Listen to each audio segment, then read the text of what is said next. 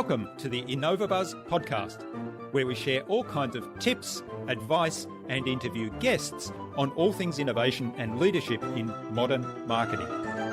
Each episode is a conversation with inspiring people who make wonderful contributions to our knowledge in these areas and spark curiosity and ideas to pursue. Join me, Jürgen Strauss from Innova and let's get into today's masterclass on this Innova Buzz podcast.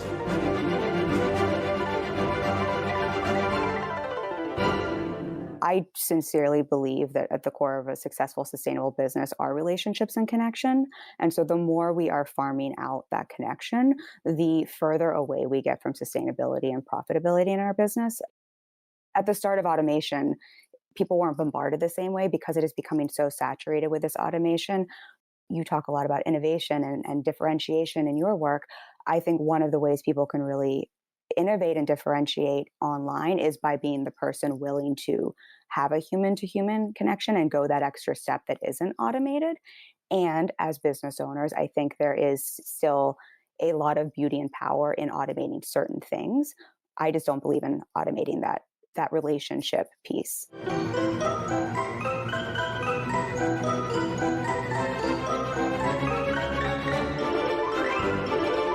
Hi there, Innovator. It's great to be back with another episode. I hope you've had an awesome week so far.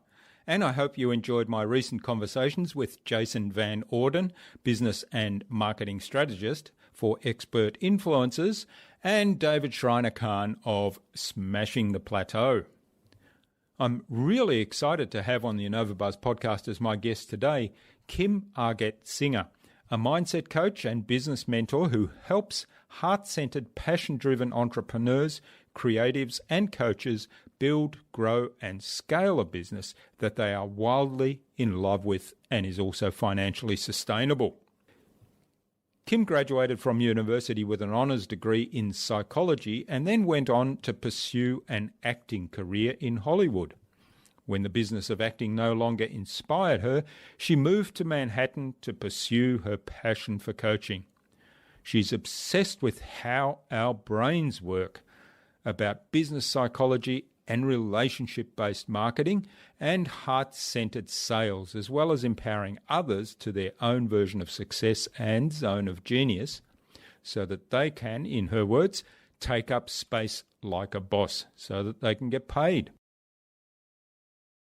A quick promotional message from our sponsor, that's Innova, where we help coaches and consultants build professional credibility, engage their target audience, and connect with their ideal client. That requires absolute clarity about who your ideal clients are and how you can help them.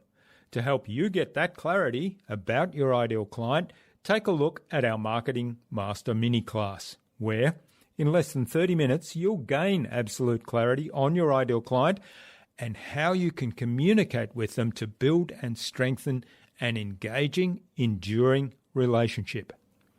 Access the Marketing Master mini class at innovabiz.co/Marketing Master. It's completely free and accessible without even giving away your email.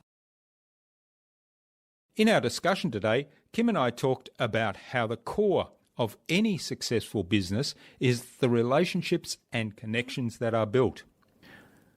We talked about changing our mindset around sales to be service-focused and heart-centered, and how we can become aware of some of our unconscious thoughts and change our behaviour as a result.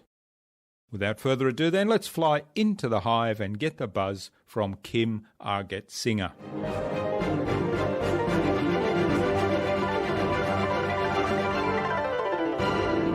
Hi, I'm your host Jürgen Strauss from Innova and I'm really excited to welcome to the Innova Buzz podcast today from New York in the USA, Kim Argetsinger, who's a mindset coach, a business mentor, and Kim has a mission to help you create your version of success and make money doing what you love doing.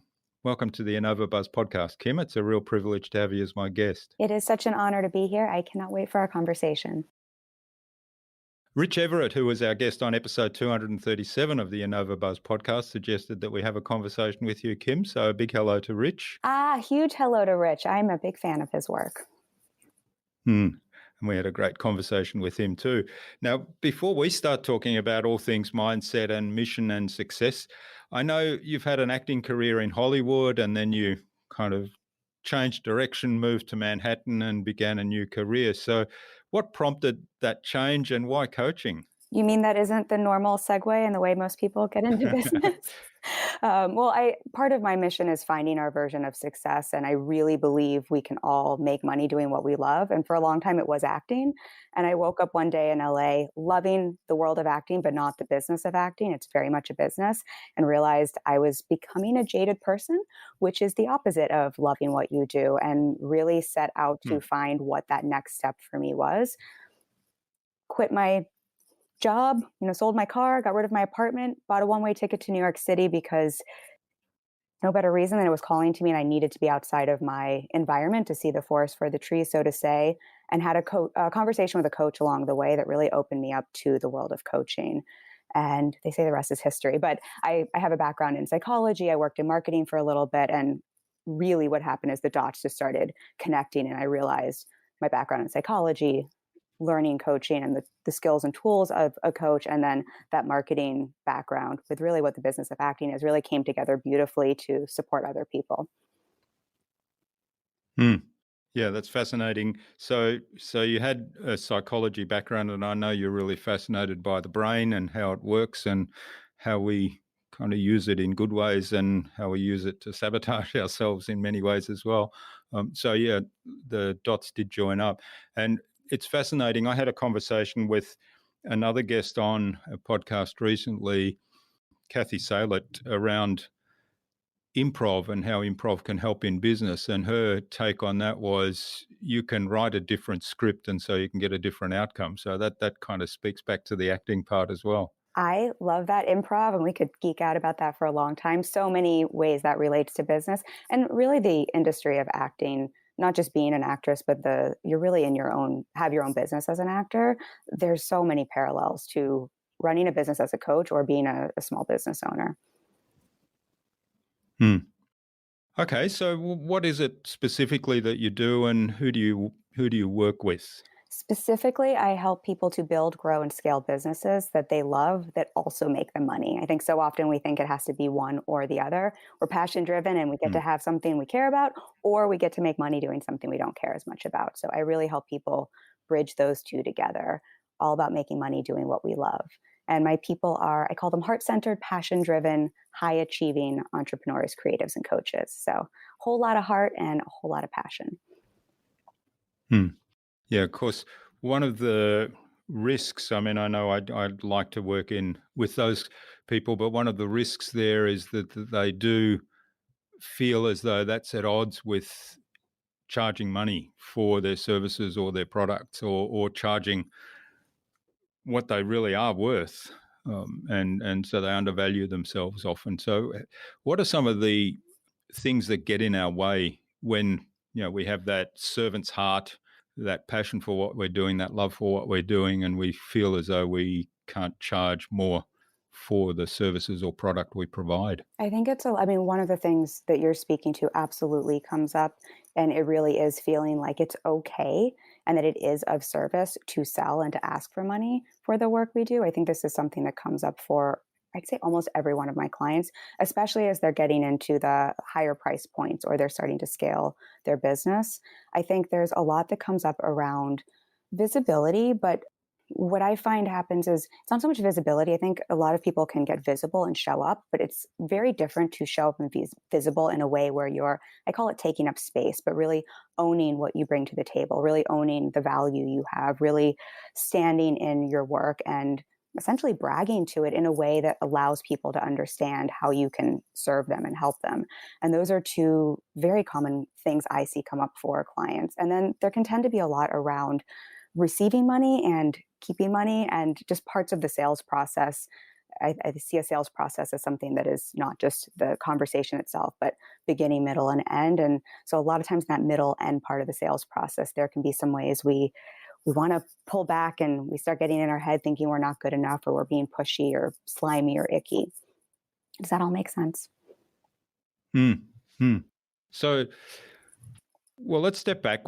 one step before, I'd love to explore that sales bit, but I'll come back to that. I'd like to talk about mindset in general, and what are some of the things that typically a business owner like myself um, finds challenging in terms of mindset, particularly like I've got something that I know really well, I love doing, I'm passionate about it, I know it would help other people, and yet it's just not coming together. So what are some of the mindset shifts that I need to be thinking about tackling?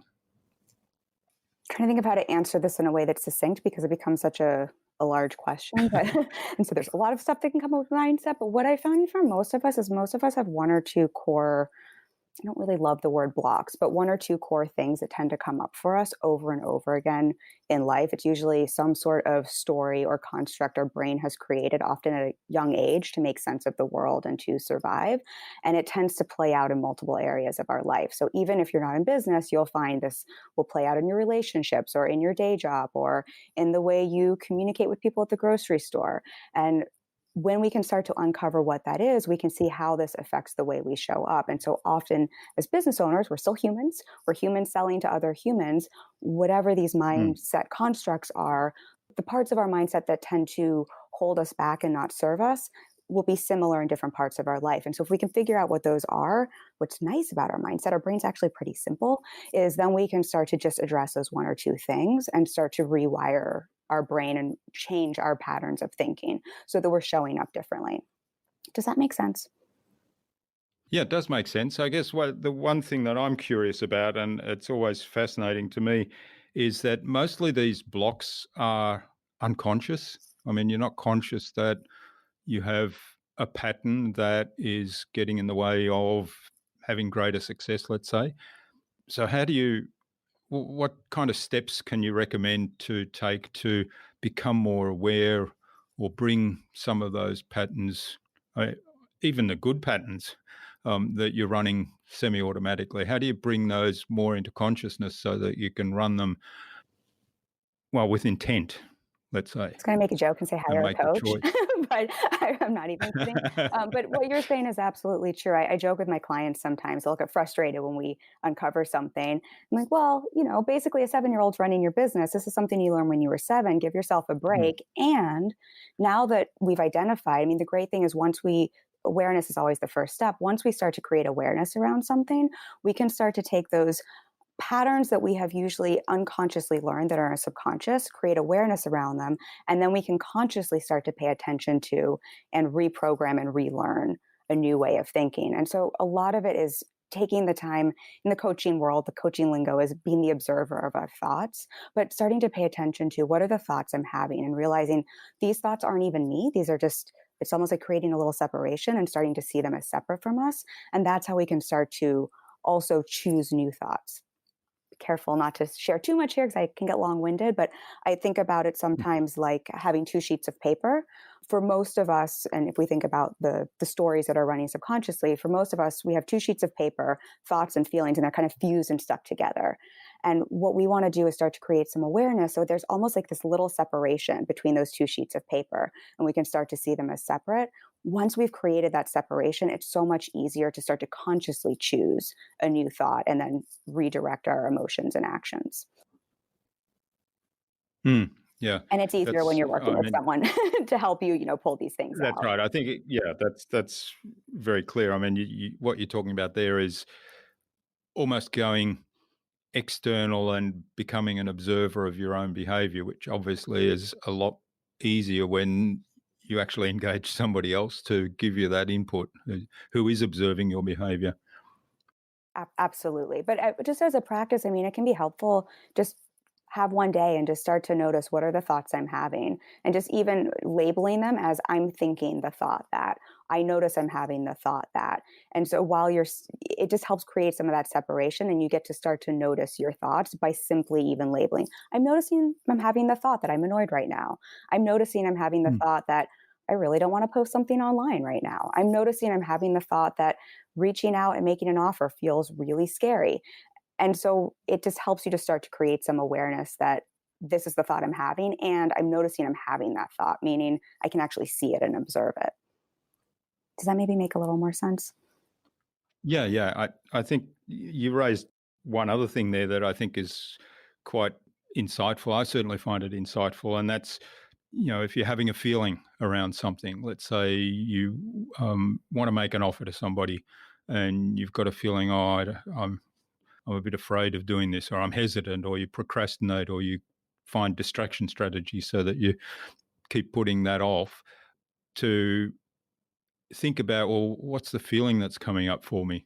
So is it fear, a fear of rejection? Is it a fear of failure? Because, if the person says, yes, I'll pay you this large sum of money for your service or product, that I'm afraid that it won't be good enough, or that they won't be happy with the service or product. So to think about the fear in terms of what's actually coming up there, I think I find certainly that helps me a lot. Absolutely. And I think just to piggyback on that, what can be helpful then once you've identified that feeling, you can see what's the thought behind the feeling because Mm, thought always precedes a feeling. And so then we can really start to play with, oh, what might be a more empowering thought here? Because that feeling is always going to be first caused by a thought. You and I can have the same situation and feel two different things because of our thought patterns. And that's where it gets mm. really fun.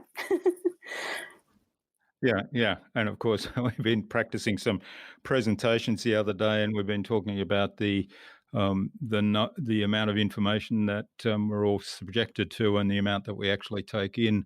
And if I remember the numbers correctly, it's over 2 million bits per second, according to Mihaly Csikszentmihalyi, and the mind has a bandwidth of about 134 bits per second, which is much smaller. And even that is still overwhelmed because that's a lot of information. So we kind of box it into 7 plus or minus chunks. If we're on top of our game, it might be 9 chunks. If we're feeling tired and drained, it might be 5. So that you and I, in the same environment and seeing the same thing in front of us, come up with the same 5 blocks or pictures that we then make mean something out of those 2 million bits of information every second, is highly unlikely. So we wonder why people have different views about things. And this is exactly why mindset is the biggest factor in our business. It's what you're speaking to. If persistent thought in your brain is, I'm not good enough, or I can't do this, then when you have all of these bits of information coming in, you've literally programmed your brain to pay attention for evidence of, I'm not good That's enough, right. I Yeah. can't do this. So, and if you think, I am so good at this, I can do this, you can be in the same room and notice that person that you can help. And so, what you're sharing to making me geek out because it's exactly why this makes so much sense for business owners. Hmm. So what kind of process do you go through with business owners to look at those mindset blocks? And I will come back to the sales bit because I think that's where, for a lot of businesses, and certainly for me too, it kind of plays itself out all the time. I love sales, so we can definitely talk about that some more. The Mm, process I work or walk clients through, I work one on one with clients, so I'm very much in meeting people where they're at. So with all of my clients, it honestly looks very different, but I frame it as clarity, mindset, strategy, and action, meaning we're taking a look at the clarity of their business model, what they want, where they're going. We're spending a lot of time on mindset and how that is either sabotaging or supporting their business and where that comes into play. We're absolutely taking a look at the strategy because we're running businesses and that's how we build, grow, and scale profitable businesses. And then we're taking a look at the action because all of this is useless if we're not implementing mm. our strategy. And then I joke that my unspoken part of my framework is feedback because I think so much of my work is also not just feedback on a coaching call, but I spend a lot of time with clients in between calls, reviewing their content, reviewing their copy, giving feedback on it's the same thing, the blind spots we can't see in our work so that they're able to elevate it. Yeah. Okay. Well, that's a really good high level framework, and I think it is important, as you say, that it's got to translate into action, and the feedback part is really good from the point of view of knowing what's working and changing direction if needed. So let's go into the sales area. So why do you think people kind of have that inability to convert those sales. So they're clear about their target market, they're clear about their offering, they've got a great service, they've figured out a pricing, which I guess that's already where, when I think of myself, where I struggle a little bit, and often I put a number down. I think, oh, can I charge that much?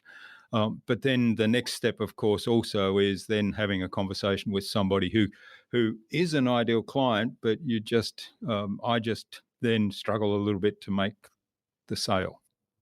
I think there's a few things, but I think just to what you're speaking to here is such a great example of how mindset plays a role in the sales process. If when we're having a sales conversation, we have to be the most confident person in the room.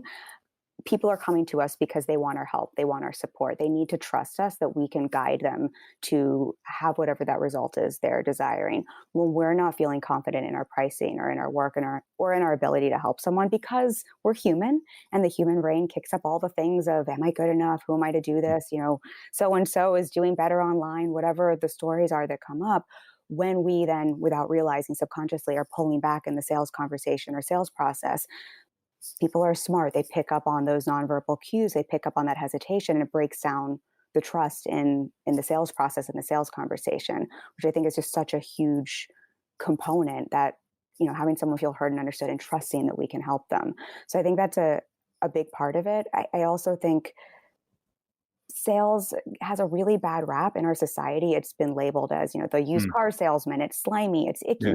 Yeah, Good people don't make money. They don't ask for money. And so I think there's also just a lot of societal stories that many of us have picked up. I'm a female. Many females have, heard stories about we're supposed to be caretakers. And I think there's a lot that can come up around that. And then sales is a skill. Not all of us have learned, it's like anything else in business. Sometimes it's also just the practice of learning what that skill is and how to do it in a way. I call it heart-centered sales, how to do it in a way that is heart-centered and of service, and not that yucky, icky, pushy used car salesman. I kind of just Mm. threw a mouthful at you, so I'll let you pull that Yeah, apart. yeah, yeah. Well, one of the things, because I think, you mentioned sales as a skill, and certainly I think it is, but I think we all do sales at some point, whether we're selling our own product or service, or whether it's, I have this wonderful idea, I want my friends to come on board and join me. Let's say it's a weekend away somewhere for a fun weekend with my friends. And if I come up with the idea, then I have to sell that to my friends before they say, yeah, that's a great idea, we're in. So, and if you take that sort of example, I bet most people are really good at doing that sale. And yet, if you translate it over to, okay, I have a product or service, it's going to help you, Kim, but there I'm really not good at making the sale. 100 times.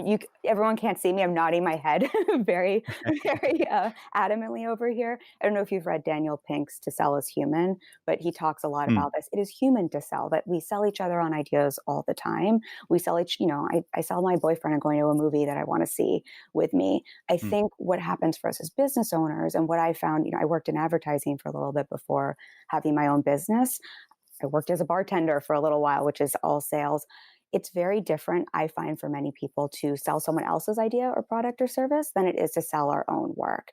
And I think that's where some of the mindset really gets kicked up, in terms of, okay, now I have to put a price tag on my own work. And I think we confuse that with our own value.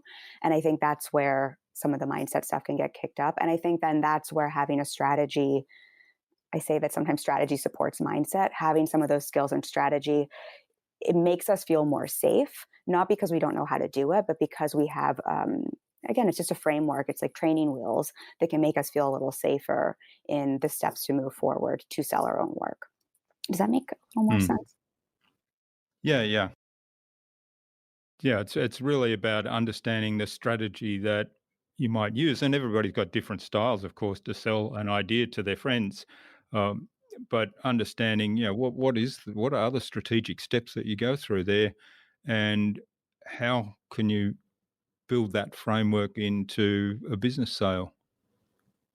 Absolutely. And I think with that, I mean, that's the beauty of the work we do. There's so much psychology in sales. It is such a human skill. And I think that's where having a little strategy and knowing things like, as humans, we're wired to avoid pain and we're wired to seek pleasure. As humans, we are, the more we can make a decision for ourselves and the more we're likely to say yes. As humans, our brain actually shuts down and goes into fight or flight when we feel like we're being sold to. I think knowing some of these Mm. things can help us to show up in conversations in a heart centered way that is also more strategic. Yeah. All right. So the one of the things you mentioned a little bit earlier was the concept of hiding in plain sight and visibility. So talk to us a little bit more about that. Yeah, hiding in plain sight. I don't think I coined this term, but I use it a lot. And I Mm. think there's such a difference between, I think we all know visibility in business is important, showing up and being seen. That's, the beginning of marketing or even our sales process. And what I find for so many of us is we've got the visibility thing down. We know show up online, do a podcast, post something online, maybe write a blog. And then I see we're hiding in plain sight, meaning we're showing up, but we're pulling back. We're not sharing our true ideas. Maybe we're not communicating to the people we really want to work with. Maybe we're not making an offer and selling. Maybe we're not being bold in our opinions. Maybe we're, kind of sugarcoating our thoughts because we're worried someone's going to not like them or we're going to repel people. And so hiding in plain sight is just how I phrase this way we show up, but we're not really showing up and taking up space fully and really owning our work and our value and our presence and our energy when we're showing up through whether it's our content or in a sales conversation, even. Hmm. So by that, do you mean, let's say, taking an opinion that may be a little bit outside the mainstream, or being vulnerable to? Because I guess one of the things about online is it's very easy for people to then be critical in not in a constructive way, but just making comments that may be hurtful because it's very anonymous online. So is that what you mean by kind of not showing up fully? Yeah, I mean it to encompass many actions. So I think it can happen. I think we can hide in plain sight in many ways, but that is absolutely one way. I shared something that was not loved by everyone not too long ago. Had I Mm, watered that down and sort of shared the concept but not really shared what I truly believed, that would have been hiding in plain sight. I would have still shown up, I would have still been visible, but I would have been watering down my message. Something I see that happens with clients a lot, a way they hide in plain sight is they are making offers or they are selling to people that feel really safe, like safe ideal clients, or they're making safe offers versus the people they really and truly want to work with, or the mm, offer they really and truly want to sell. And so that's another way they might hide in plain sight. They're still showing up, they're still selling, but they're not really fully owning, who that is they want to work with or what that is they want to sell. yeah. Does that make sense? Yeah, and then there might be a slight mismatch in between what they think that they or what they believe that their product or service is worth and who they're actually selling it to. Because if that audience that they're selling to is the safe audience, then I'm guessing they're probably not the ones that really value the offer highly.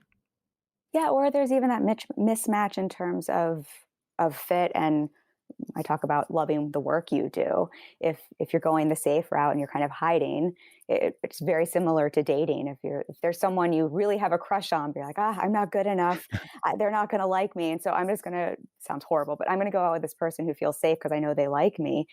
You're still showing up and dating, but you're not Mm, dating the person that feels like more of a match for you. mm. Silly example. Yeah. So it comes yeah, it comes back a little bit to the imposter syndrome, doesn't it? The feeling of not being good enough there for the ideal date, if you like, or for the ideal client that you really want to work with. It's always mindset. Mm. Always, always mindset.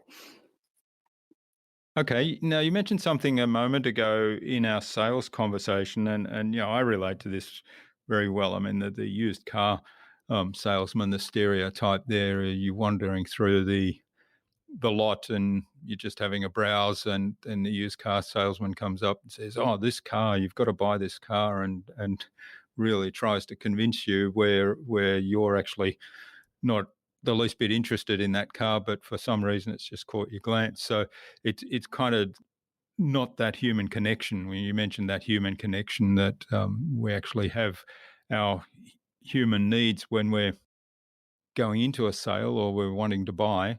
So one of the things that I'm really passionate about, and particularly in marketing and sales online, is that we have all these automated systems now that we can use. There's a whole lot of tools and artificial intelligence even around that can do various things.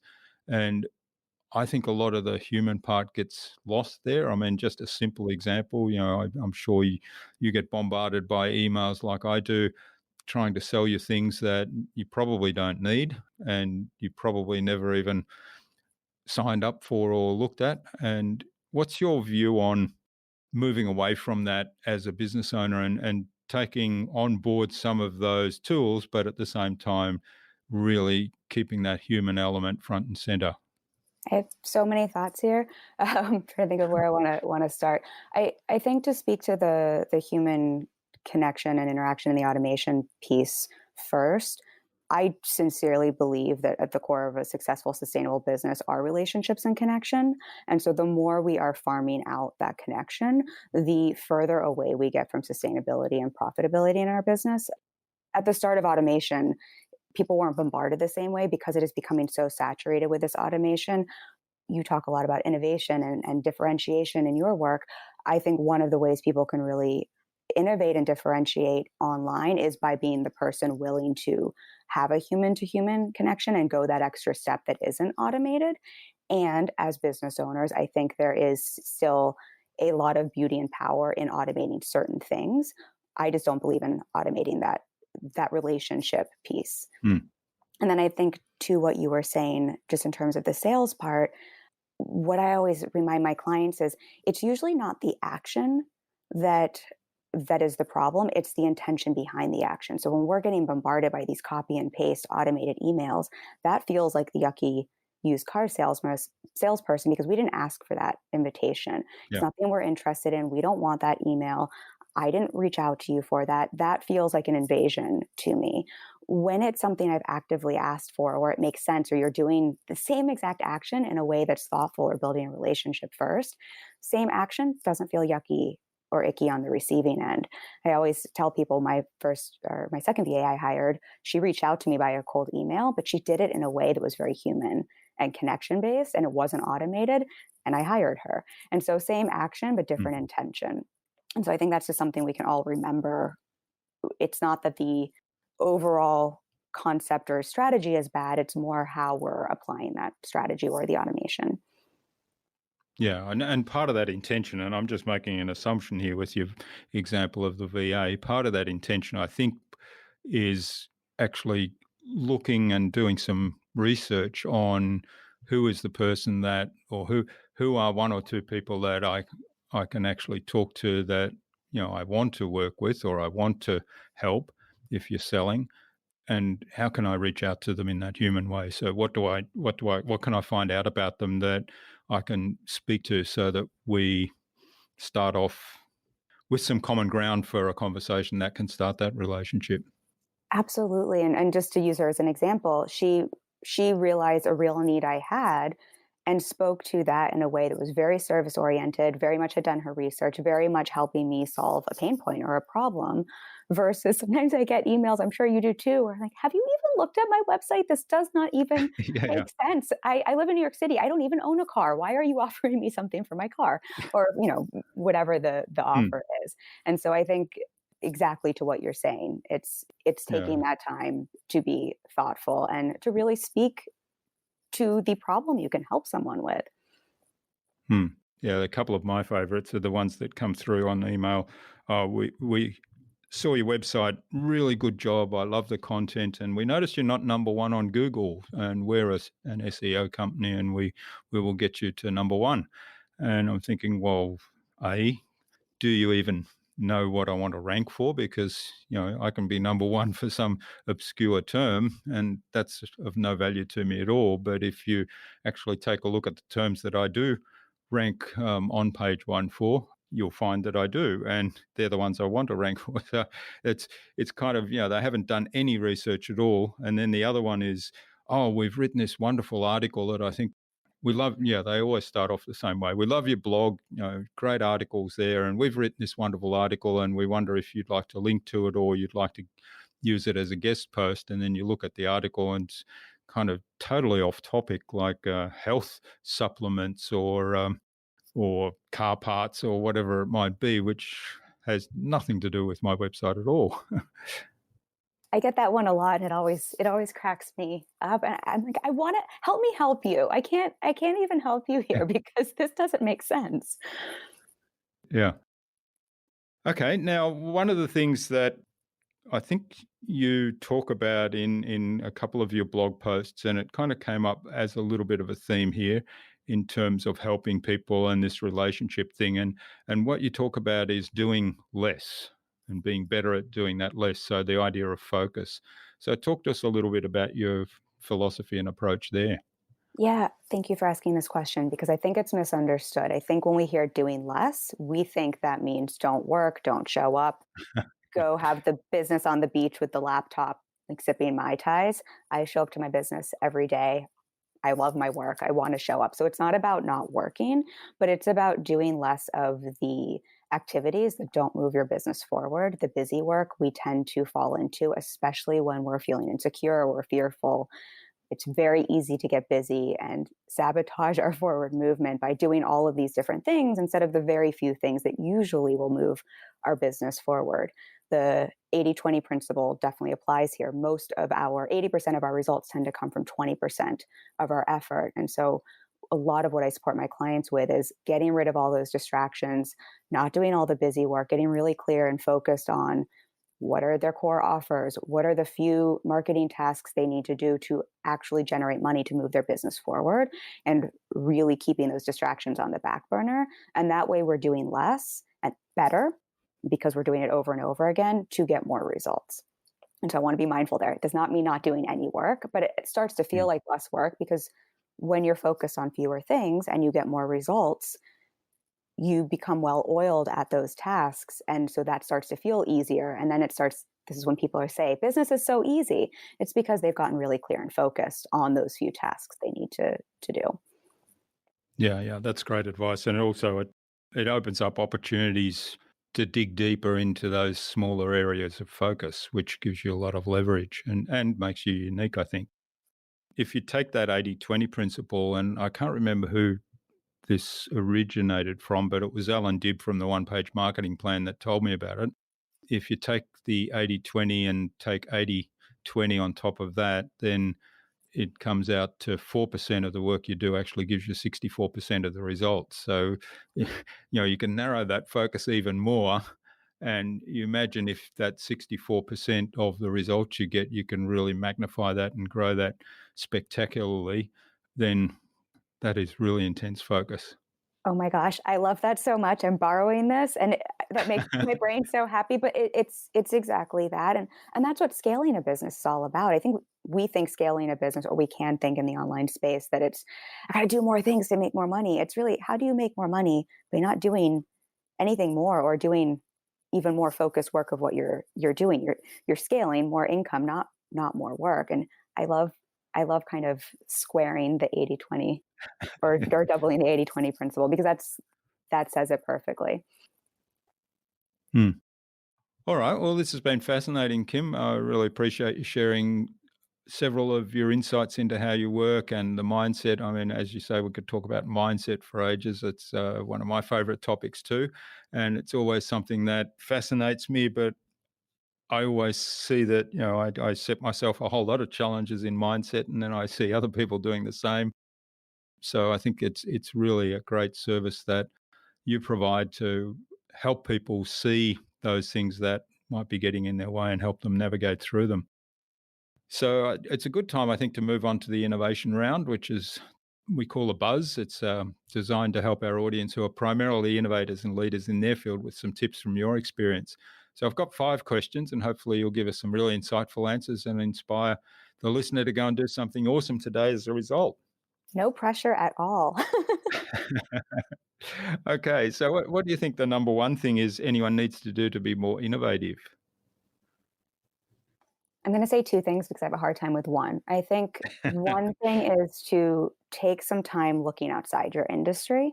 I think we get so myopic in our fields. And what I see so often, innovation comes from people, thinking outside the box. And that comes from living a life and seeing things in other industries and in other parts of the world, and just seeing how those pieces can then apply and fit into your business or into your work, and how you can take something from, I don't know, I'm looking out in the country here, from farming, and apply it to the online business. Mm, How can you bring that in? And then with that, really and truly creating, what is it, Cal Newport talks about deep work, that space to actually think, that white space, that time to, I try to block this out every week, where you're not creating content, or you're not working with clients, or you're not, you know, on the hamster wheel, and you're really just spending time to think and ask yourself really good questions. yeah, I love that.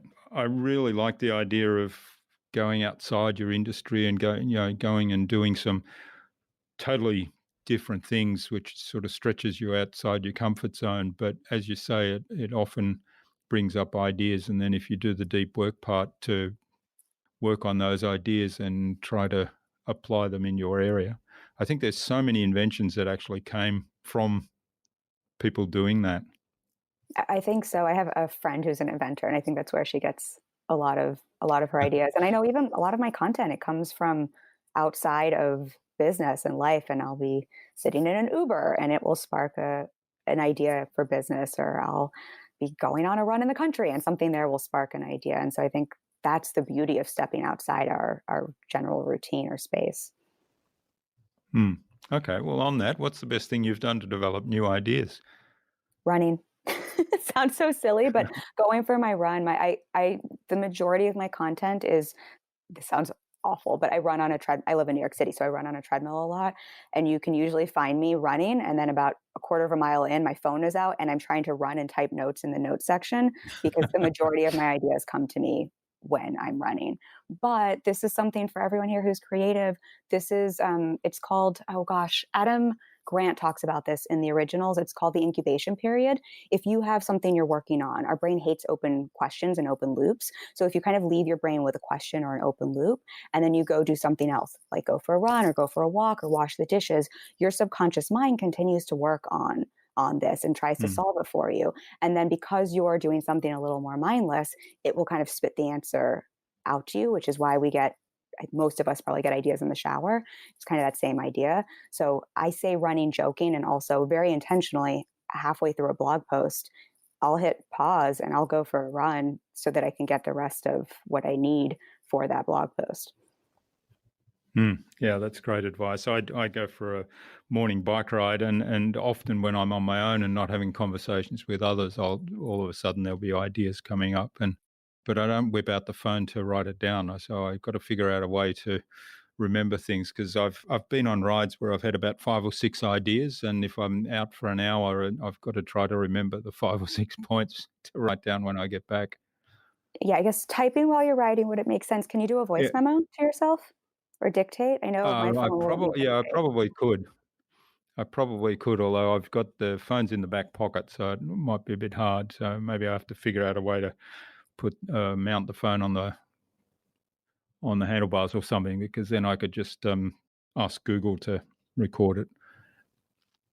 All right, now what's a favorite resource that you use a lot? Favorite resource that I use a lot. Resource, would you extrapolate on this question for me, please? Well, it's a pretty open question. It could be technology. It could be. I mean, some people have said my mind. It could be anything really. Got it. Well, definitely my mind, but that almost seems like cheating since we've been talking about mindset all day long. This is a very practical tool that anyone can use, but I'm obsessed with Basecamp. I don't get an affiliate or anything from them, but it's what I use with my clients between our coaching calls. And I have found it has really allowed us to deepen our work, having that space to continue to communicate between calls and to work on things in real time and to have that feedback we were talking about. And I honestly, Basecamp, if you're listening, you should give me some money because I send so many people to you. I think it's a really, really great tool. Yeah. All right. So Basecamp's a project management It's tool, a but project it's management also software. allows you to, yeah, allows you to have the communication inside it and store documents and resources and so on. So, yeah. Yeah, you can track to-dos, you can have a chat, kind of like a messenger, you can upload documents, you can review documents. It's great. Okay. And we'll post a link to that in the show notes. And do you have an affiliate? No, I don't get any money from them. Okay. I just really think it's a great All right. tool. Well, Basecamp, if you're listening. All right. So what's the best way to keep a client on track? I feel like this is a trick question because my belief is my role personally as a coach is to empower my clients to stand in their role as a CEO and to show up as the CEO for their business. And so I'm very big on helping coach them to hold themselves accountable and to follow Hmm. up for themselves. And so I'll absolutely check in with clients. So I say it's a little bit of a trick question. It's really the coaching process and the mindset work to help them hold themselves accountable and show up for themselves. Hmm. All right. Well, that's good. And I guess we could ask how you do that, but that might be giving away some of your secrets. No, there's no secrets here. I'm an open book. I think some of it is if someone isn't showing up. This is something I learned from my coach is always saying what I think on a call. And so if we're talking about, we'll use content as a simple example, and someone not following through with their content plan, really getting clear on why aren't you showing up? What's going on? What's the reason? Like, because it's always mindset. What's the reason you're not following through? What's the reason you're getting in your own way here? Here are all the excuses. What's underneath that excuse? So that we're actually solving the right problem. Because I think it's so easy. What we usually think it is like, I need more accountability, or I need another planning software, or I need another Hmm. content strategy. And that's rarely it. Usually it's, I'm scared. I think I'm not good enough. I'm worried people are going to hate me. I'm worried my best friend from high school's mom is going to see this and think I've gone off the deep end. And getting really clear on those things so we're solving the right thing so that they then can show up for themselves. Hmm.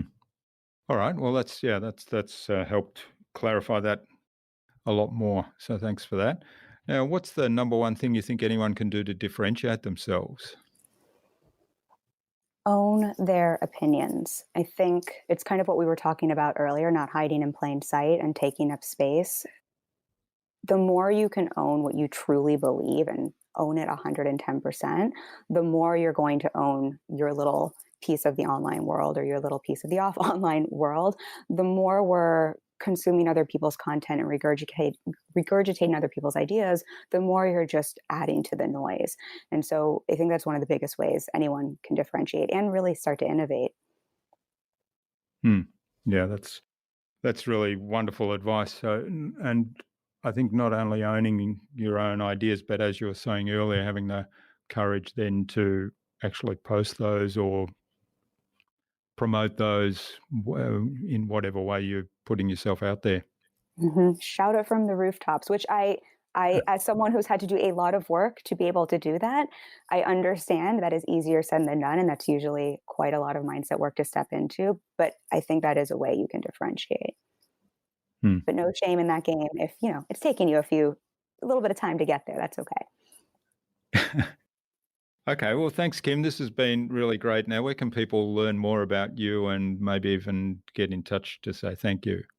Thank you for having me. I've loved this conversation, and everything's over on my website, which is my name, kimargetsinger.com. It's a long one, so hopefully we'll have a link in there. And then I have Instagram is my name, Kim Argetsinger. I share a lot of free content and videos there. And then I also have a Facebook group, Business Besties and Creative Bosses. We have lots of free trainings. We have a monthly free training as well as weekly lives. So would love to connect with anyone in any of those spaces.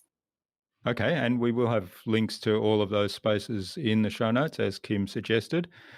Now, do you have a parting piece of advice you'd like to leave the listener with today, particularly in their aspirations to be a leader in innovation and in their field? I have lots of thoughts. I'm trying to think of what I usually say because I mean this so sincerely. And I think this applies to leadership. I think it applies to entrepreneurialism. I think it applies to us in our personal lives is that reminder that everyone is so much more capable than they give themselves credit for.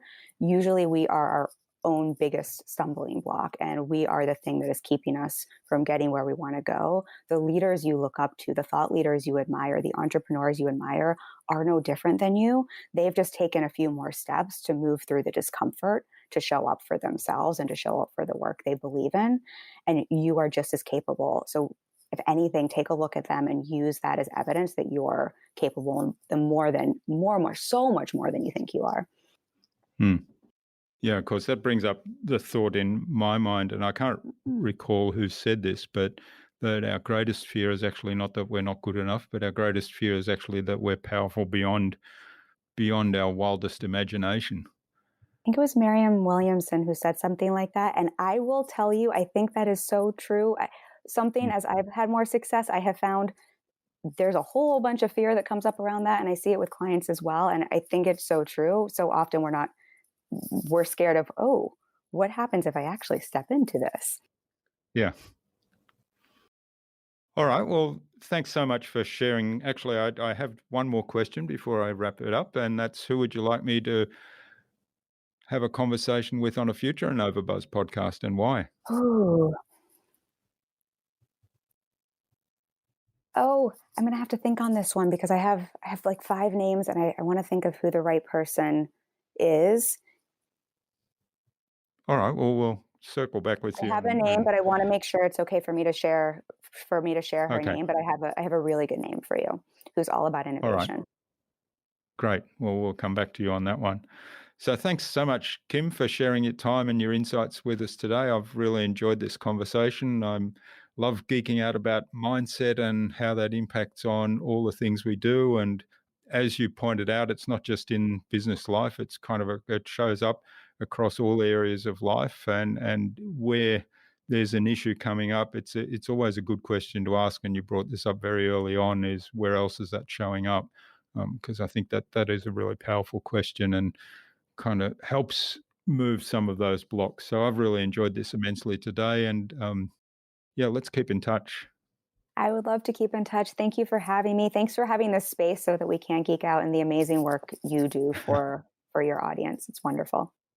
Thanks. Bye. Bye.